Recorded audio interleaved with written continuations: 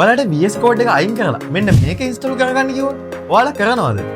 2025 November 18 launch වුණ Google ලගේ Anti Gravity AI tool එක අද වෙන විට ඇසිස්ටන්ට් ස්ටේජ් එකේ ඉඳන් ඔටෝමේටඩ් වර්කර් ස්ටේජ් එක වෙනකන් දියුණු වෙලා තියෙනවා. Gemini key වලින් වැඩ කරන මේ tool එක GPT අයියලා ගොඩ දෙනෙක්ව confuse කරනවා. මොකද මේ tool එකේ use වෙන්නේ AI powered coding platform එකක්. එහෙමත් නැත්නම් AI IDE එකක්. Google ලගේ මේ Anti Gravity AI tool එකට පුළුවන් වෙලා තියෙනවා. ඔයාගේ software එක එහෙමත් නැත්නම් application එක fully build කරන්න. මං fully build කියලා අදහස් කරේ ඔයා ටාස්ක් එකක් දුන්නාම ඒක ප්ලෑන් කරලා ඒක කෝඩ් කරලා ඒක ටෙස්ට් කරලා ඒ වගේම ඒකේ එරර්ස් උනත් ෆික්ස් කරලා දෙන්න මේ AI tool එකට පුළුවන් වෙලා තියෙනවා.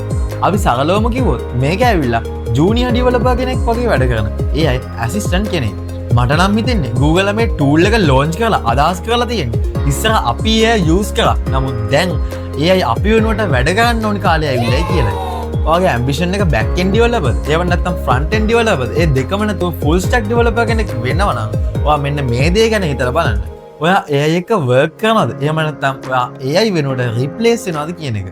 Google ලගේ Anti Gravity tool එක ගැන ඔයාලා දන්න දේ පල්ලෙහෙන් කමෙන්ට් එකක් දාන්න අමතක කරන්න එපා.